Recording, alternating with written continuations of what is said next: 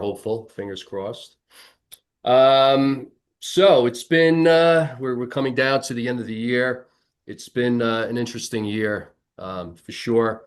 Um, New Year's Eve, just a couple of days away, and I'm pretty stoked. I'm really excited as we look ahead to the new year. We have a lot of good things happening. We have some really nice raceway stocks, some overnights, and we are cautiously optimistic about all the babies in the barn, and we do have a lot of them this year. So a lot to be excited about, and we just gotta keep our fingers and hooves crossed that things are going to go our way this year. But I like the direction that we're heading in.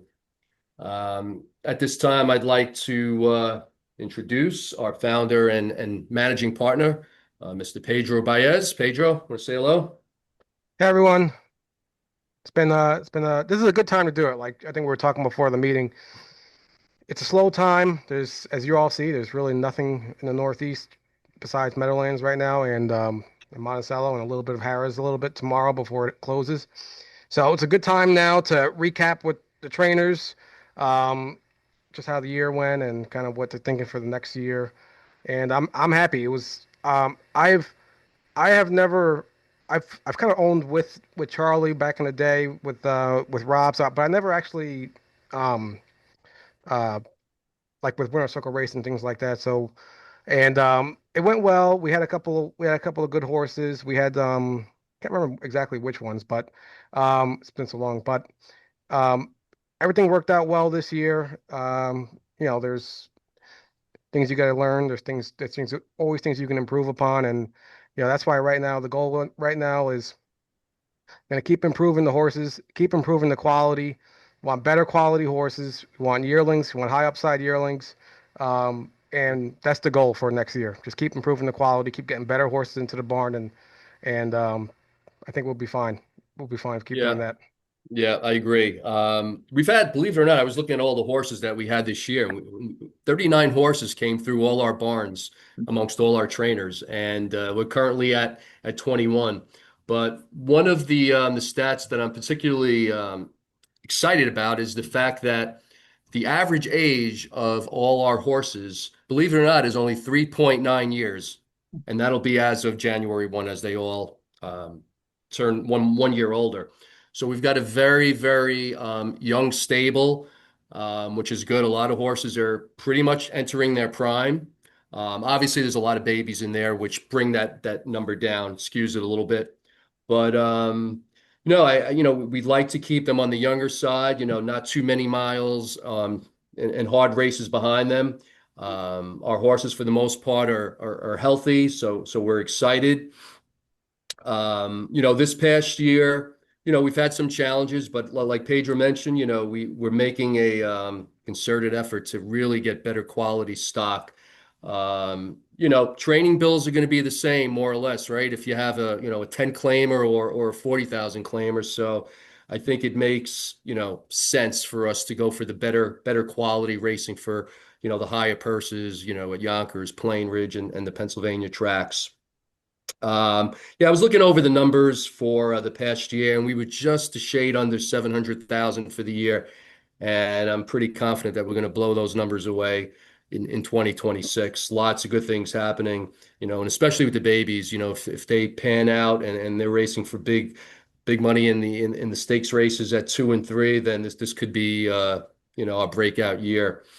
And what I'm most proud of is the fact that our average earnings per start, this actually surprised me. It was $2,391 per start this year. Last year, basically, we were combining both stables, Pedro's Go for Glory and my Diamond Racing. Last year, we were at 2,041. And the previous year, we were only at 1,448. So we're certainly trending in, the right trajectory, upwards.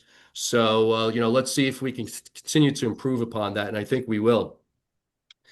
We have some new faces, some that I'm not quite familiar with, and I know a bunch that have not been on with us the first go around with Patti and Rob Harmon.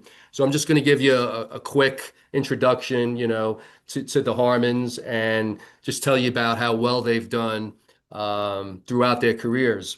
And Rob achieved a very impressive milestone this year, accomplishing his 4,000th training win a few months back.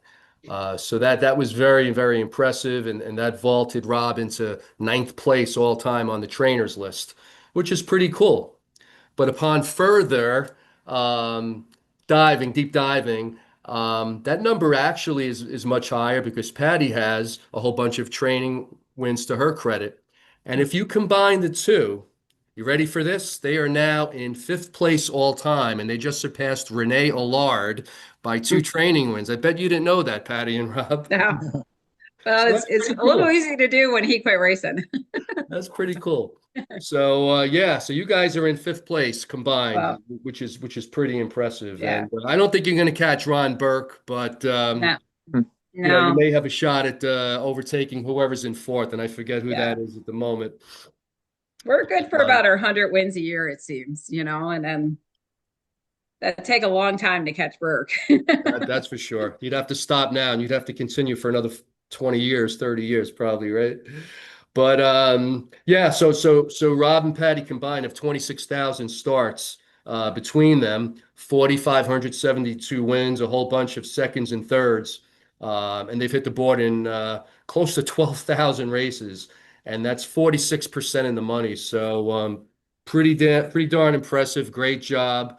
And we love working with you guys. We've been with you since I think around 2016, if I'm not mistaken.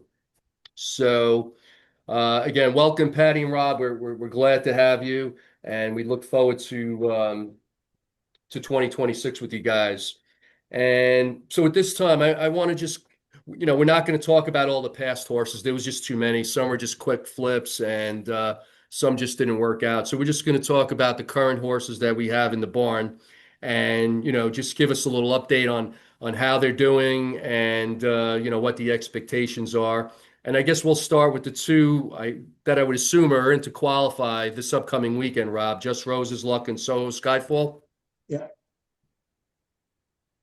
So, yeah, so Just Rose's Luck. What's the plan, and where's she going to be qualifying, and how's Yeah. she looking so far? Her and Soho is going to qualify for Meadowlands, and hopefully they race in the afternoon because Jimmy, I put Jimmy Marone down on him, and he said if they're in the afternoon, he can go. In the morning, I don't know what, a lot of them guys don't want to come in the morning. So we'll figure out that's who's going to be down on the horse anyway. But Just Rose Luck, I don't know if she got sick when we scratched her, but she tied up in post or in after warm up. We get ready to go out, and that's when I had to call Pedro. There's a bunch of guys there that night. You can't hear that, right? Okay. Can you hear me okay or no? Yeah, we're good. Okay. And she just tied up. I don't know whether that was I think the first cold night. And I just for a week she just couldn't get the SGOT down. That's her muscle enzymes. And it's down now. So we're gonna qualify her on Saturday and hopefully get her back racing again. Yeah, she's been a pleasant surprise. I mean, we've had a couple of setbacks with her, with that cut that she sustained and all. That was before we even got to race her, she ended up getting a cut out. I think it was in the field. It was the paddock. And it was just in a bad spot, right where the knee boot goes. But thank God she don't wear knee boots. And otherwise, I don't think that would ever heal. But she came back and she was good for 2 or 3 starts there where she went in 51. And it just seemed like after that start, she just never came back to that good up until that. She had 3 good starts right there. She had a Saratoga and then 2 good starts at that Plain Ridge. But then it just seems like she's just not back there. And she may have been trying to tie up back then, but until you visibly see it, like we did in the paddock that night, where she just couldn't. It was just like you get a Charlie horse, so she just couldn't move. And but seems like she's back to herself. So that's why instead of racing her this week, I mentioned to Pedro maybe we should qualify her and just make sure she's okay that way. Otherwise, you get blasted on social media by like the We know, racetrack. yeah, we know the people. You know how it is. It's just it's like I want to be safe than sorry. Like, nobody wants to go and watch the horse finish last, and I don't like putting them on the track to finish last. So I rather just put it in there and qualify her and let her do her thing, and then I'll feel better next week when we race her. Right. So if Jimmy's not available, you're going to I'll whoever's there in the morning, like I'll be there. I'm a little bit bigger than your average catch driver. I don't know if you noticed, but I'm there just to get him around here anyway. I'm not looking to make speed. And that can come after me. all right. And real quick, I know Rob, you quickly mentioned it. Just a reminder of how this game is. These are not robots; these are horses. Right. I think you mentioned it. We claimed the horse at Yonkers, 24,000. Before we put her in for the next week, I think she had actually a decent post too, or I can't remember if we put her in yet. I think we had her in, yeah, and she had a decent post, and she cut herself. She cut herself in the paddock, freak accident. We didn't get we even though we claimed her literally a day before, she cut herself in the paddock, and then we couldn't race her for basically another 2 months. And she came back really good though, really good. Yeah. But it just goes to show, like, it's a tough game. Anything can happen, but she's been really good. Pleasant surprise. Right. Yeah, for sure. All right, let's move on to Soho Skyfall. I know we had received a video today from Al. I didn't get a chance to look at it. We're always very high on this horse. We've loved this horse since since we first got him, and we're all expecting big things from him in the new year. So Rob, tell us about Soho, how he's doing, and tell us how optimistic you are for a big year for him. Yeah, no, when I qualified him, I sat there. A lot of guys wasn't there again. That was in the after. I think that was in the afternoon right before. I can't remember. Just a lot of guys didn't show up. So I drove him and probably went a little faster than he. He went 52. I was in against some really, really good horses. Yeah. And it was cold that day, and I figured he was okay and everything was good, and then we put him in trying to find a good spot for him, and I thought the one at Chester was decent, and he ended up racing. There was something because the horse was just literally dead as a doornail. So we pulled his blood, and he ended up being sick, and we had him scoped down there, and we didn't see much. We just saw some pimples, but the next day he was coughing, and that was just that cold weather, and sometimes that's just a shock. Maybe he's not ready, adjusted to the cold weather yet. Sometimes you just got to get acclimated, and that was the first time he really opened up his lungs to the cold air, and maybe he just got sick. So he seems good. He trained good today, and he's going to go, and hopefully he'll have a good qualifier and find a good place for him to race. Well, wait. I was just going to say one thing, just so you all know, Australia, where we got him from I keep saying last year, but actually earlier this year, is different than the U.S. So right now it's winter and is freezing outside and windy. It is summer right now in Australia. So all their seasons are opposite of the U.S. and even their winters are not as cold. Will never be as cold as here. It'll be, I think the coldest it might get is like 30 something, 40 degrees. So that day that he raced, that week, that was like a polar vortex up here in the northeast, and it might just be something like Rob said, where he just never experienced that before. And it's just something where he's like, his body had to adjust. That's my thinking, but just want to make sure Australia and New Zealand seasons are opposite, and they don't have these type of winters over there.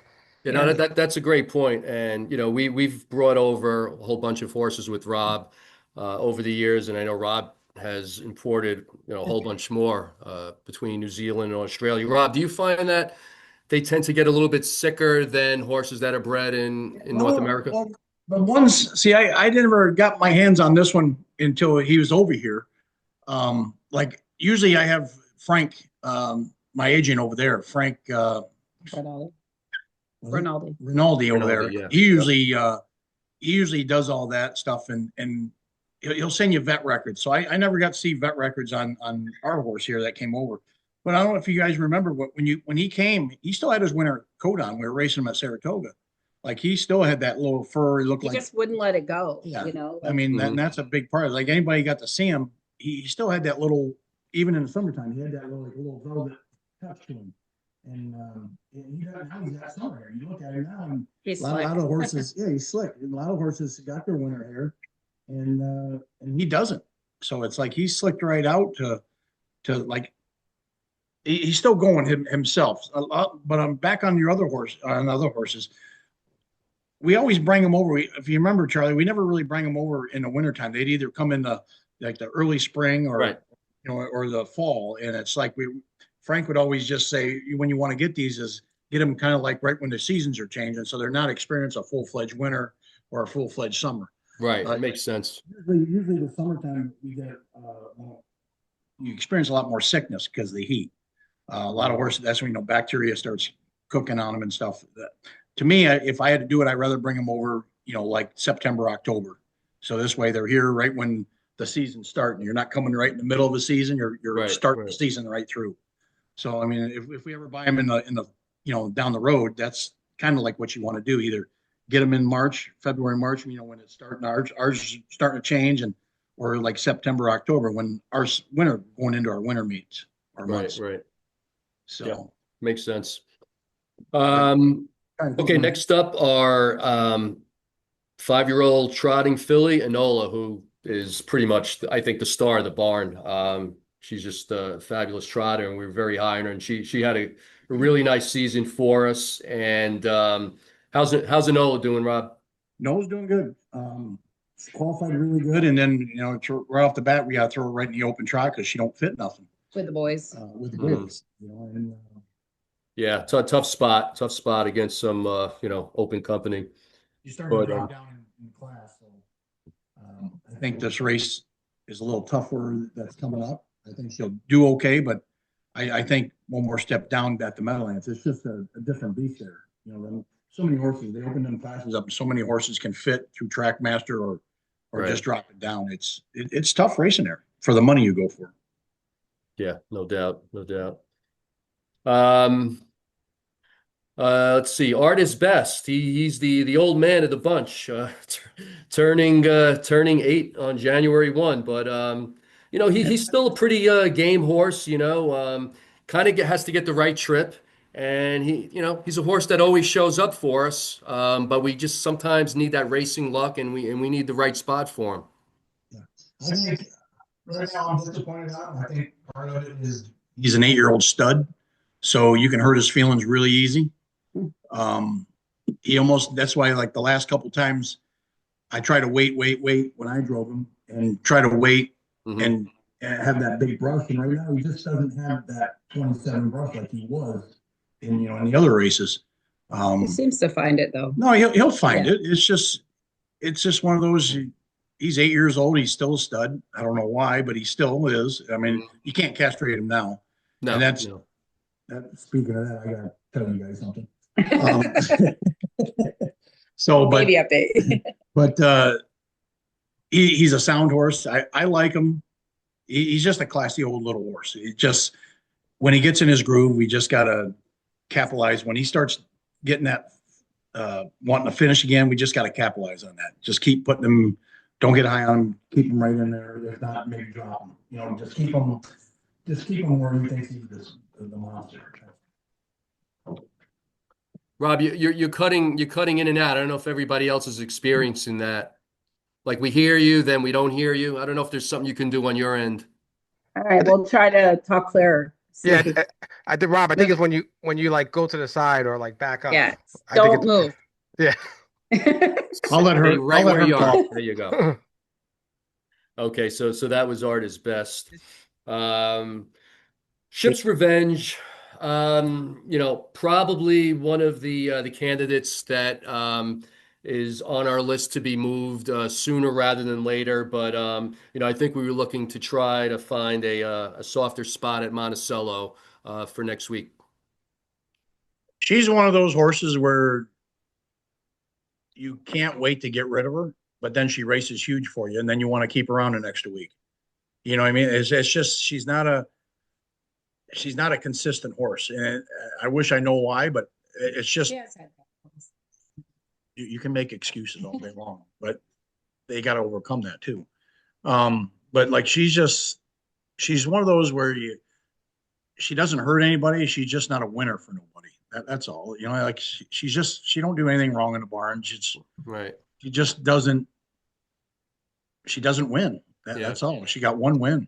She's a bit of a tease. We just can't. Yeah, I mean, She's always chances, like, we always feel like she's just ready to, pop and then just something just just a seems to couple of those happen. trips And a couple of those trips at the Meadowlands, she raced really, really good. Like she paced 55. I'm like, man, you give her a good trip, she's gonna come flying. Like even the night you drove her, you finished sixth or seventh or eighth, but she still paced 55 and was closing on the end. yeah, yeah, And then we put Brett down and he went just as fast. I mean, he yeah, made money, but he went just as fast. right. So, but yeah, you want to get rid of them, but then you're just like, God, but nobody wants to. You try to price them, and nobody wants to give you anything for a 55 pacer nowadays. Yeah, true. Well, that makes me feel good that I went just as fast with her as Brett Beckwith did. I was just saying it because you're right here. That's okay. But I did know that. But thank you. Okay, Mind Hunter. We've always been high on this horse. Feel like, we've kind of had some bad luck with him in a sense, but I guess maybe in hindsight it was a good thing that he wound up getting scratched so that we were able to get him checked out fully. And then we saw a little issue that needed to be addressed. And I think he's going to come back real, real strong. Thank God it was nothing real serious. And we know this horse's game because, with a minor issue, that bone bruise, he was still going all out, in a 40 and putting up 52s. So, he's a gamer. And, once he's pretty much 100% sound, I think he's going to make a lot of noise again at Yonkers. Yeah, well, I think so. We did everything that we took the horse down to Patti Hogan. We found out there was a bone bruise, and she suggested 30 to 45 days off. So we did that, and she goes, after 30 days you can start swimming them. And I go, well, he's a swimmer anyway. She goes, that's perfect. Mm-hmm. And that's what we've been doing. And right now he's been training on Wednesdays and Saturdays. I was going to train him today, but we had like 14. We trained a bunch today, so he'll train tomorrow. And he'll just stay right on that Wednesday, Saturday schedule. He still does the going slow. He still does the little cantering thing, but it's not in my heart. And at least it gives me peace of mind. It's not a lameness thing. It's just that's the way he goes. You turn him and go the right way, and he's nice. Like he goes. Okay, let's And move Rob, on. and Rob, you said, I think you mentioned the plan is to qualify him probably later in January, and then we'll probably start him at like Saratoga or something. Yeah, I think qualifiers at Saratoga are either the 21st or 23rd of January, and then opening day is the 1st, February 1st. That's what I'd like to do. I mean, we can get a game plan. Okay. Just give me 1 second. Okay. Okay, looks like we have our special guest on, but we won't get to him just yet. Invictus. Tell us about Invictus, Rob. He raced really, really good the other night. The first trip, when Brett drove him last week, Brett's like, oh, I think he needs a target. I shouldn't have put him on the front. And I'm like, okay. So then last week he raced really good. Had Jimmy Marone Brett picked off. Mm-hmm. Jimmy Marone, I mean, they were rolling. I think they went 50. That was a fast race on a cold night. Right. And it just seemed like he was having trouble keeping up the backside, but like coming down the lane, he was looking for room and he was charging. I was real happy. He's got the 2-hole this week, and I'm pretty sure Jimmy will go with him. And he should, to me, I think he should be really. Jimmy was all high on him after the race. He was really complimentary about him. Yeah. Good. That's good to hear. Said he's a nice colt. Yeah, we like him. We like him. All right. So Bo Eastel. Felt like we should have had a little bit more success with him early on. We probably didn't quite get the drives that we needed on him. So what are your thoughts on Bo Eastel? Bo Eastel, I think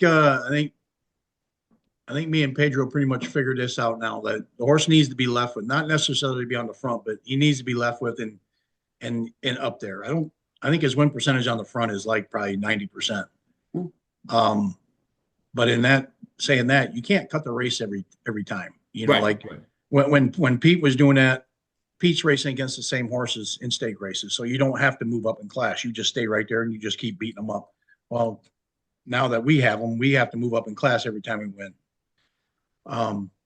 I think he'll be okay. I like the horse. I don't like him coming from behind, even though couple of those trips that Pat Ryder gave him, I thought they were perfect trips, but for the wrong horse. You know, great rate, great trip, wrong horse.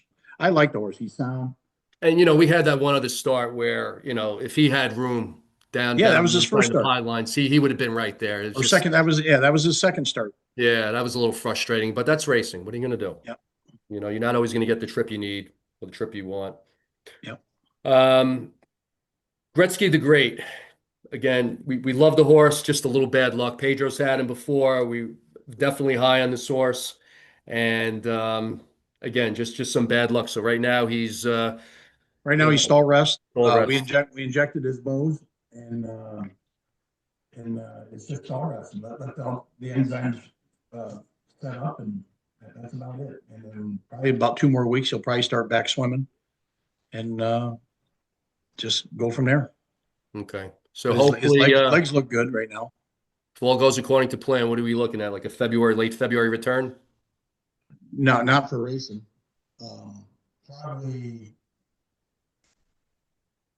Probably late March, early April. Yeah, I think if everything goes well. Yeah. Okay. All right.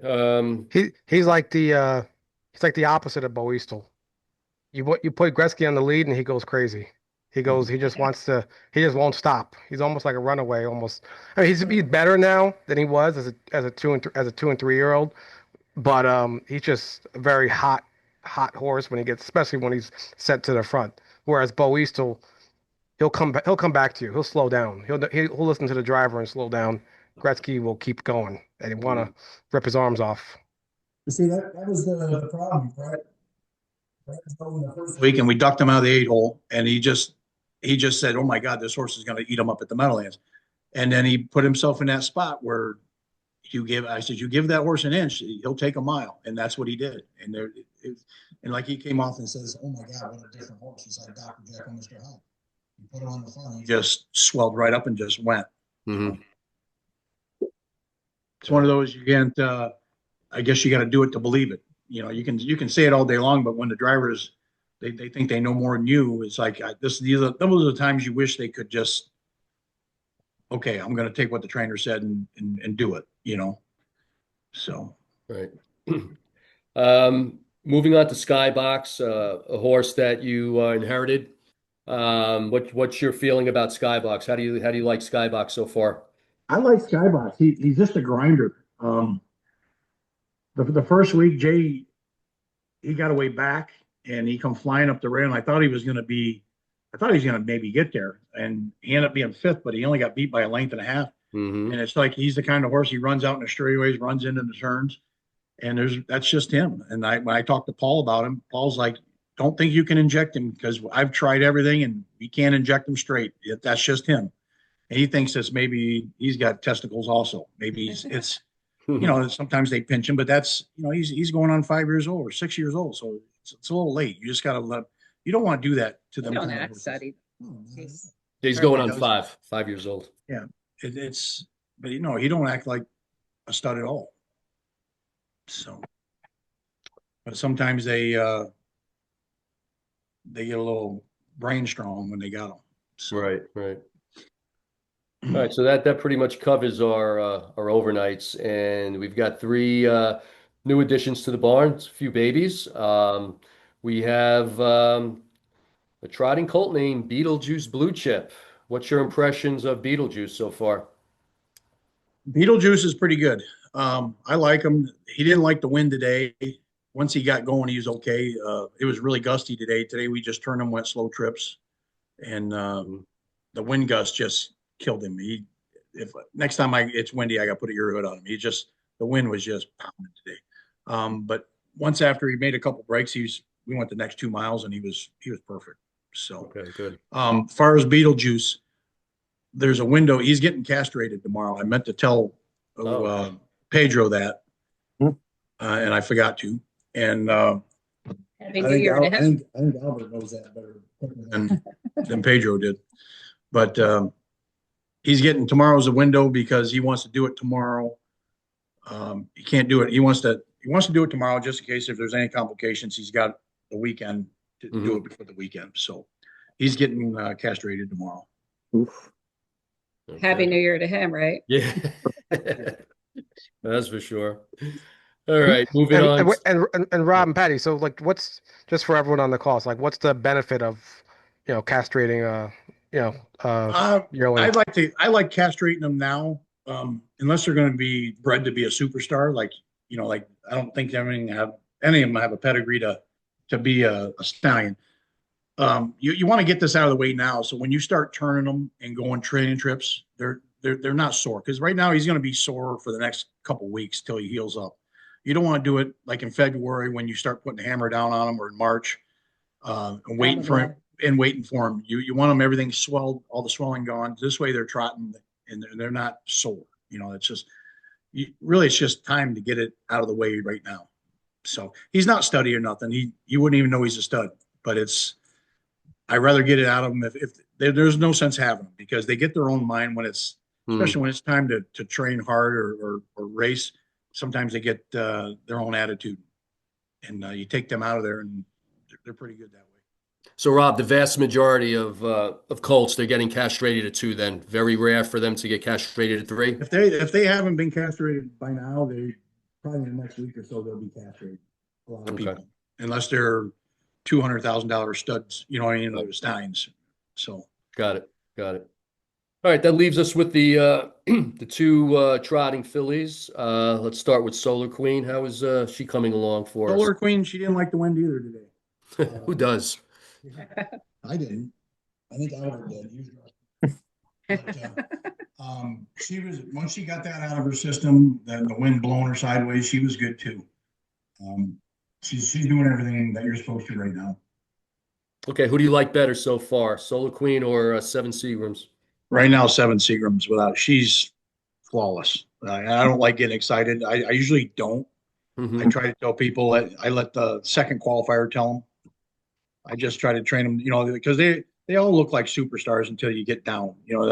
Right. To me, even when we had CC Spice, she was decent, but you just don't know until they get tired of how they are.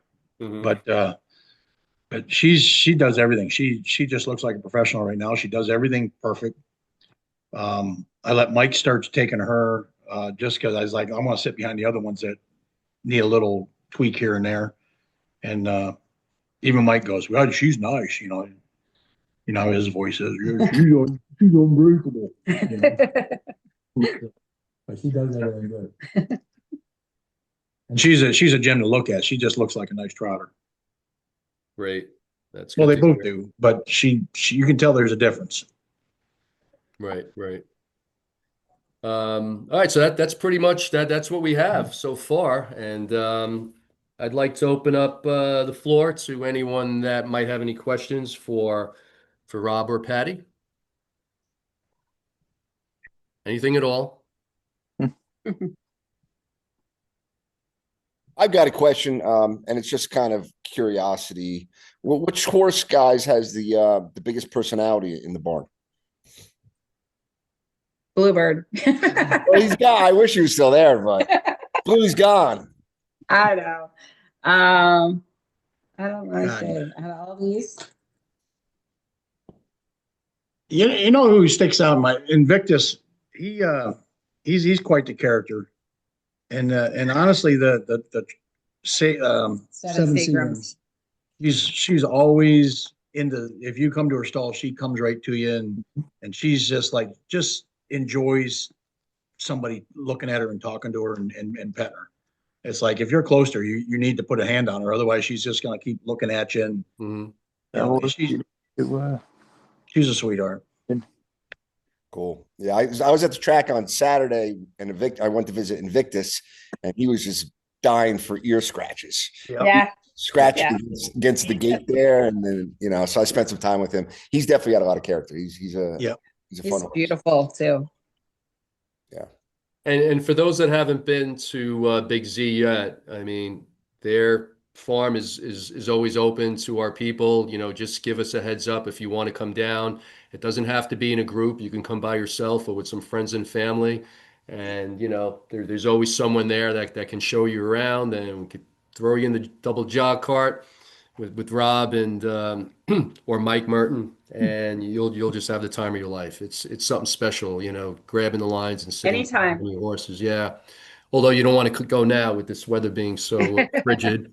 Probably want to wait a little bit till That's it great. thaws out a little bit. Any other questions for Rob or Patty right now? Well, I have a question just in general, Rob and Patty. So like I know we didn't talk about it in the beginning. We talked more about like stats and stuff. Just what's like overall like composition of your overall barn? Like like how many horses, I know you got Mike Merton working for you, Magical Mike, Yeah. stuff like that. Right now, we're 40. right at 40, but Mhm. there's horses always coming and going. Like right now I think there's 39 in the barn, and then we have like 7 horses out in the field. Like up at Allie's farm. I don't know if you guys know Allie, but I use her. She works for me in the summertime at Tioga, but she has a big turnout operation up there in Binghamton, and I always send her horses, and she can make money that way, and it helps her out. Mhm. But yeah, starting February 1st, we'll have right about 40, 46, 47 horses coming back. So Is that a number that you're comfortable working with, or would you rather have a little less? or a little more? we used to have more. When we were in Michigan, we did right at like 60 and 70 horses. But like nowadays, I would like to get less and get better horses. Mhm. I think we would do a better job, and the horses could do. We get a lot of guys, a lot of people, but it is a lot, but I got a bunch of families we got a bunch of guys that enjoy it. They've been here. Most of my help's been with me for 10 years, or more. Since we've been out here. I think the 3 brothers been with me since 2008 when I got the Meadowlands. So That's great. That's great. When you have the same team that you can work with, for yeah, they know what years. I And that's want. not always the case in racing because we know a lot of caretakers, they're jumping all When around. we get new and- horses in, right off the bat, they know I like jogging with open bridles, ear hoods. Mhm, And mhm. if I tell them, dog chain, they know they know They get everything. They know what I want. So it helps me out a lot. Right, right. Right now, we're a guy's short. I don't know if you guys remember Harold Purdy. He's the older gentleman. He went to Yeah. Florida, and he ended up he's got something going on where he's getting dizzy lately. He's 82 years old, loves the babies, and he fainted down there. And then they end up. I talked to him today. He's in the hospital down there, and they said his stents are all plugged up, so they're going in tomorrow to unplug his stents. And they said that's what your problem is. He's been up here. He's fainted twice, once in the car. We called 911, and they just can't said find anything. They can't find nothing. Everything He looks dead. Went to a new place down in St. Petersburg. They found it like within an hour. No But kidding. every day he's like, I'm going to be back jogging Wednesday. I'm going to be back jogging Thursday. Like he cannot wait to come back. And he gets mad when we jog the babies. He has to be part of the babies. He's Right, just right. a good guy. But he's also beneficial because he is very good with them. He teaches them a lot, patience, and just he does a great job out there. Yeah, good guy. Very We good. wish him well. Yeah, Speedy so recovery. he'll be back. Good deal. Anyone else? Any questions before we move on to our special guest? Okay. Well, at this time, we have a special surprise for you. I'd like to introduce our pilot who drives for us at Saratoga and Plainridge Park, and his name is Jay Randall. Jay, welcome to the Trot Talk.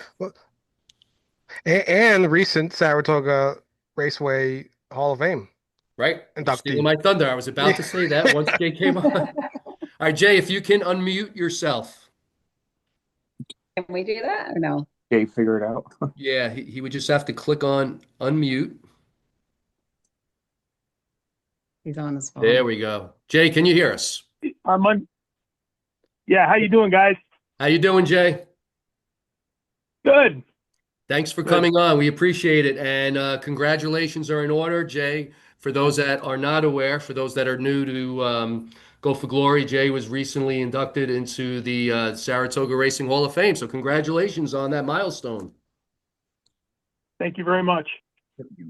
That is good stuff. For those that may not be familiar with Jay, gosh, I remember Jay from I hate to say it, from decades ago when he used to come to Yonkers Raceway, which was about 10, 15 minutes from my house, and I used to watch Jay all the time doing his thing there. And I just had to pull up Jay's stats because I wasn't quite sure where Jay stood career-wise. And I got to admit, I'm kind of blown away by his numbers. I don't know if Jay himself has looked at his numbers recently, but geez, Jay, you got 40,654 starts under your belt. How are you feeling? That's a lot of miles, no? My back reminds me that every once in a while, but for the most part, I'm good with that. Yeah, that's a pretty impressive number. And out of those 40,000 starts, he's got over 5,000 wins, 5,000 seconds, and 5,000 thirds. And he's got almost 35 million in career purse earnings. So that's pretty impressive stuff. So great job, Jay. He's been driving since 1978, 47 years. Wow. Hey, how you feeling Yeah, in I the got bike? my. No, I feel great. Yeah. I was very lucky. Got my first win when I was still in high school. So that was I was big man on campus that week. So Jay, how did you get started in racing? Do you have any family, or how did that all begin for you? My parents always had a small stable at Saratoga, Hmm. and 4 or 5 horses. They had one really good horse, mare, that raced in the Open every week. That's in the Saratoga Hall of Fame also. But Hmm. That's how I sort of caught the bug, as they say. I was a teenager when our Open Pacer was winning a lot every year, and so it was easy to catch the bug. Gotcha. Um, so Jay, you've been driving for Rob. You're our driver. You drive for Rob all the time. Saratoga, Plainridge. You've been driving for us with Winner's Circle, Diamond Racing, and now Go for Glory. At this point in your life, I mean, you drive primarily Saratoga, Plainridge. You know all the drivers. You know the competition. You know most of the horses. What do you have to do at this point? To prepare for a race? I mean, since you know who you're up against in terms of the competition, do you really need to spend much time looking at the program? How do you prepare? I mean, what's your plan going out for each race? Or, do you make your decision on the gate, or do you have a plan A and a plan B? Usually I try not to overstudy because you try not to overthink things, Hmm. because you want to let the horse's talent and your talent sort of dictate what you're going to do. There's a lot of horses that I would not expect to leave with, and they'd be, a little up on the muscle that day and grabbing you behind the car. And next Hmm. thing you know, you're leaving out of there and making a completely different trip happen than what you thought. So, for me, it's just best not to overthink things.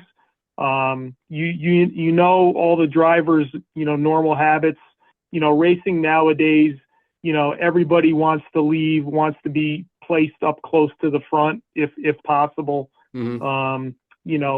Horse personality wise, most horses nowadays are on the aggressive side. The horses are telling you that they want to be up, close to the front when they get behind the car. So you just try not to overthink things. That's all. Right. Well, that makes sense. Wait, Charlie, I want to ask Jay something real quick before, Yeah. just to make sure I get it in. I mean, Jay, I don't know you personally, but you do a great job for us, and I know Soho Skyfall, when we sent him up there, he was a little hot, and you took good care of him, and then I think you ran off like 6 wins or something like that before we gave him a break. And you're you're kind of legendary with a lot. I don't know if the guys on this call remember, but that four hour drive to Plainridge for one horse, just Rose's luck, and then you drove. I don't even know. We we joke around that you drove 4 or 5 hours to Plain Ridge for one race, one horse, just Rose's luck, and you went there and wired the field, and for like $8,500, something like that. It was a big purse too. Well, that's what I do for a living. And, the one thing I can honestly say, and not just because they're probably listening to me, the Harmons make my job so easy. 99% of the time they give you a horse that can win. For the most part, they're in classes where, you can do some damage, and they never make my job hard. And all I can say is, I know it sounds a little on the corny side, but I'm so thankful to be able to not have that pressure of, oh my God, you got to drive this horse a particular way. If things don't go perfect in your favor, so they make my job a lot easier. And I have no problem traveling 4 hours to drive one horse for the Harmons. That's for sure. Hey, Charlie. Yeah. Do you have the stats still for this year for us? J stats? Yeah, remember for us. for driving for us. Well, I remember, we had looked at it, and his UDR was far superior driving for us versus everyone combined.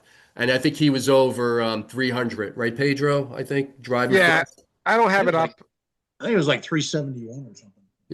Yeah, I forget the exact number, but it was a really impressive number. And, and it's great to have, the same pilot driving our horses. They get familiar with them. They're comfortable with them. They know their strengths and weaknesses.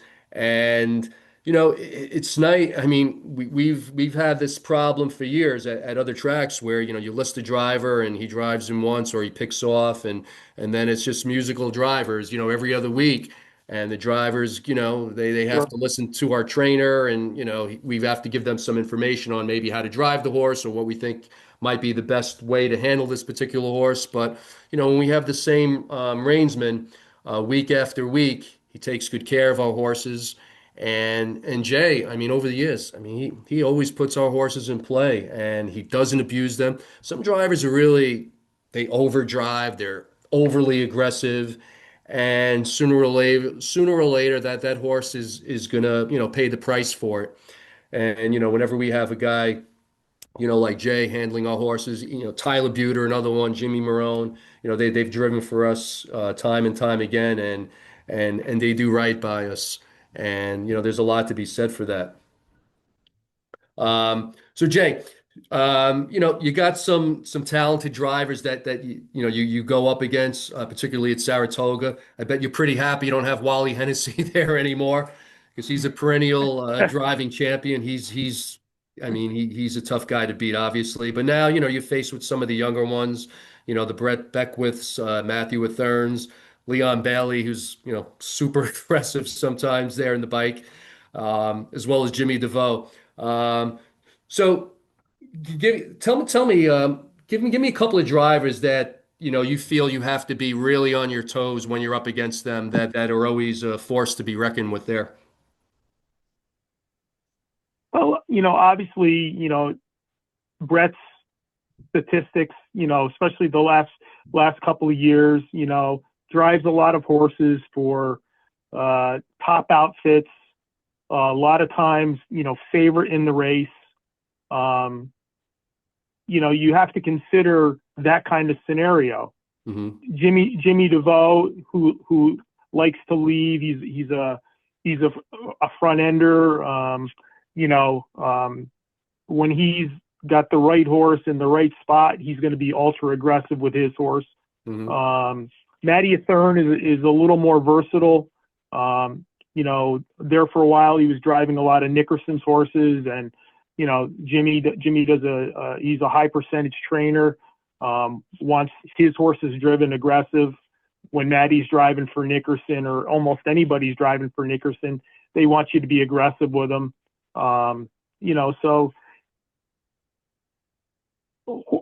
drivers are sometimes just as the same as a lot of horses. You know, once you learn their habits, or the driver's habits, the horse's habits, believe it or not, they're fairly consistent. The drivers, the aggressive ones are the aggressive ones, and there's the funny thing is there's only room for one person on the front end, so sometimes you have to go to plan B when there's a bunch of aggressive people inside you. Right. Jay, do you feel the driving colony is stronger at Saratoga versus Plain Ridge? What are your thoughts there?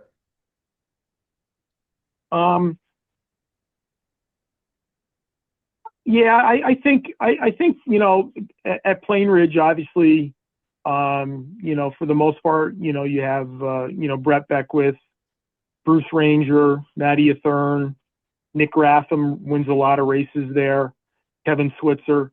Those are five guys. I think there's probably more than five people you could name at Saratoga that would be high quality people that, given the right chance with the right trainers, with the right owners, could have a different spot in the top 10 driver standings than what they have. So I think in general, I'll say it this way, the top 10 at Saratoga is probably stronger than the top 10 at Plain Ridge. Yeah, I'd have to agree with you on that. Okay. That's all the questions I had for Jay. Does anyone else want to chime in? We have one, Charlie. Bob Glazer, he typed it in. Jay, if you get parked out in a half, yeah. do you have grudges against the guys who parked you out? Truthfully, when I was a younger person,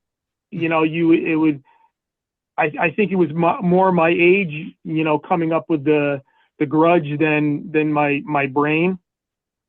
I've gotten so where I can turn the page real quick, and in racing today, let's say you're racing in 10 of the races, you can't carry junk over to another race, because you're not going to do the best you can in the next race, especially if that other person that just maybe parked you in the race before, you got to be able to turn the page, clean the slate, wipe the blackboard.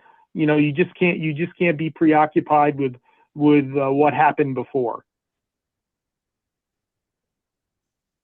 Hey Jay, another question for you. Sure. In looking at your career stats, I didn't realize that you had quite a bit of starts as a trainer. You had 722 lifetime starts, not too many recently. Actually, the last was 2021, and you have 230 training wins and 1.6 million in earnings. When the time comes for you to hang up the lines, is that something that you want to move over into? Is that the next phase for you? Maybe going back to training, part-time, full-time?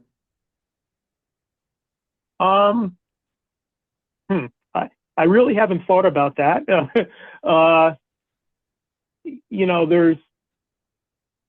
There's so many top level trainers that, I'm not quite sure if I would get back into training or not. I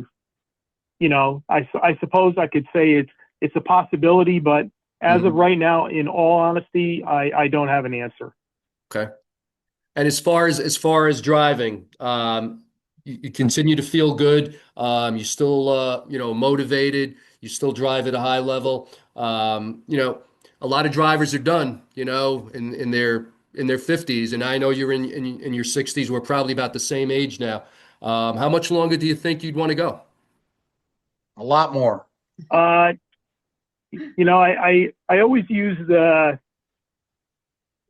I've racing against Wally Hennessy for as many years as I have. I've always been a pretty good friend of his. And I always kidded Wally that I use him as an example of, I suppose that, I can say if Wally was still racing at 68, or this year, I think he was 69, maybe was his last year. Mhm. So, I feel healthy. There's the desire is still there. The juice is still flowing. I can't wait to get in the car to go to the paddock. Mm.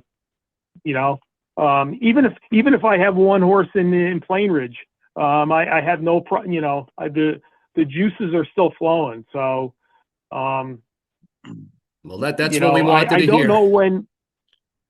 I don't know when the juices aren't going to be flowing anymore, but for the most part, staying healthy is obviously extremely important. And health-wise, I'm extremely fit. I eat healthy all the time. My wife says I don't exercise enough, which she's probably correct, but I probably should exercise just a little bit more, but would make me better. But for the most part, I'm in very good shape. So, So Jay, after 5,152 wins, do you still get excited when you find yourself in the winner's circle? Is it still a thrill for you? Or it's like, all right, yeah, I won. No big deal. Like, how do you feel? yeah,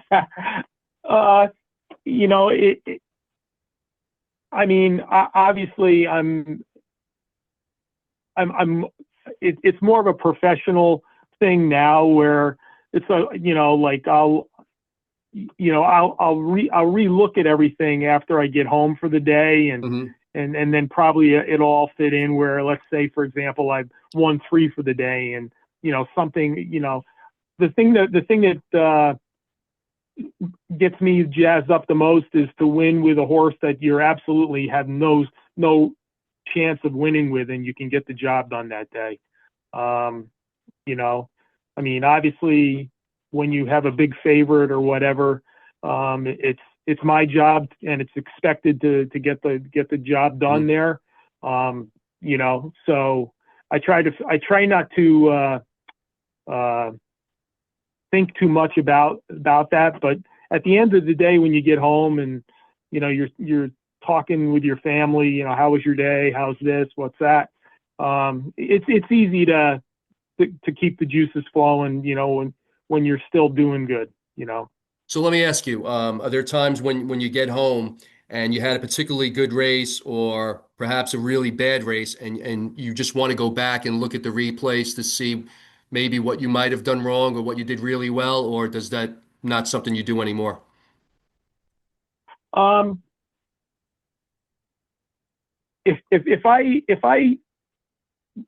put it this way. If I feel like I've let myself down in the way, you make so many split-second decisions out there that, unfortunately, not every split-second decision is going to be perfect.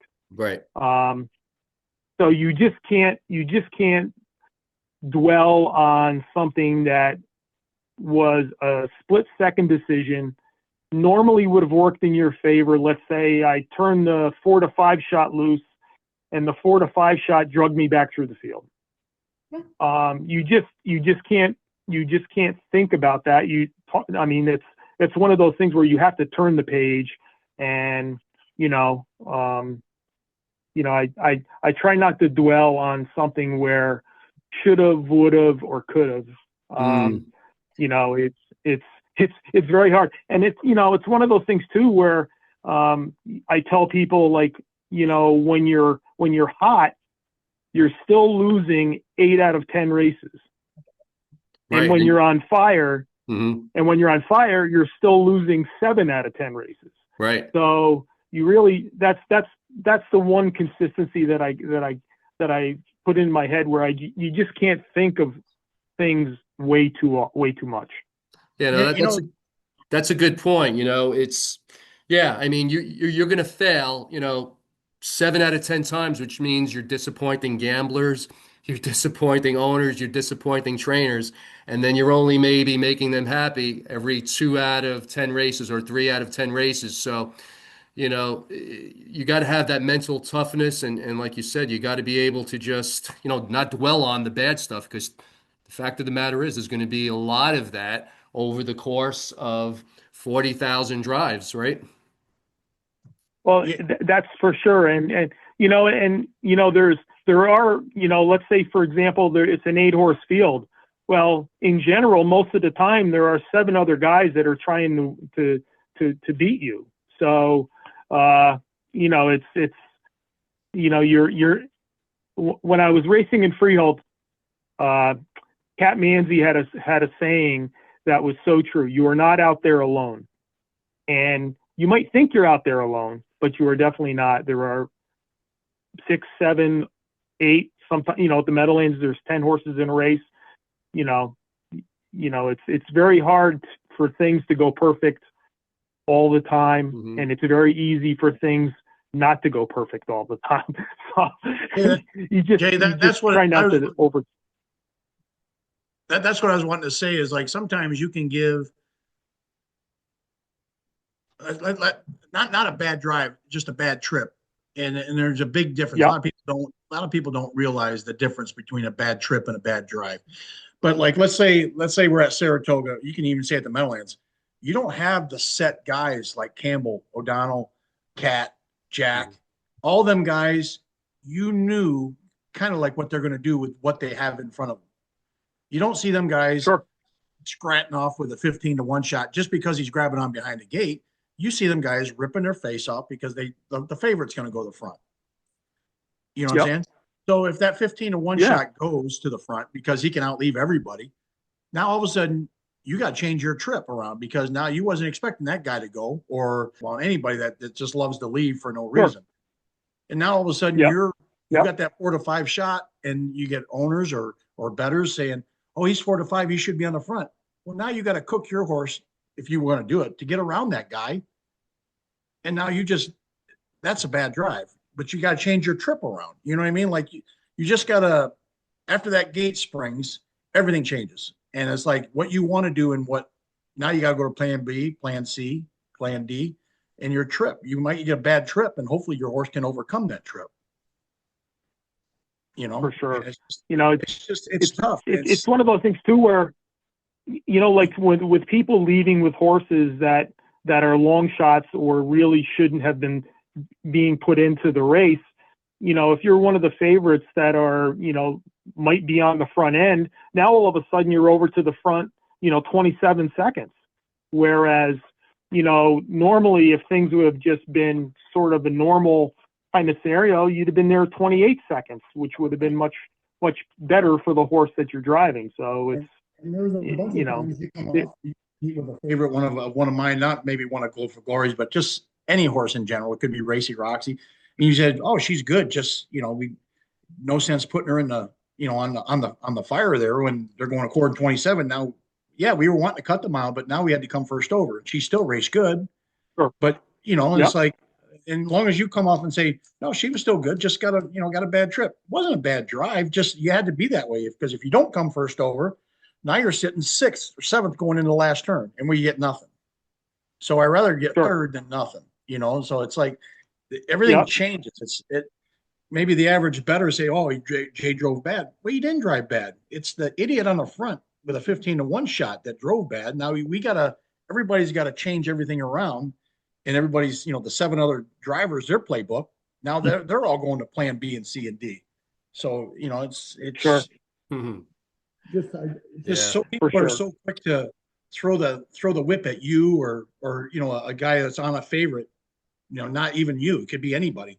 And it's some guys that just because the horse is grabbing on, they want to leave, I don't know. All right, we're just about out of time here. I just want to, did anybody have any last second questions that they might want to ask Jay or Rob before we wrap it up? Pedro? Nope, I'm good. Everybody's good? Thought it went great. All right. I'd like to thank our guests tonight, Rob and Patti Harmon and Jay Randall. It was great talking to you all. And I hope everyone that is on enjoyed it. We'll put this out to the rest of our group so they can listen to it at their leisure. And Jay, thanks again for coming on. We appreciate it. And we look forward to seeing you in the winner's circle in 2026.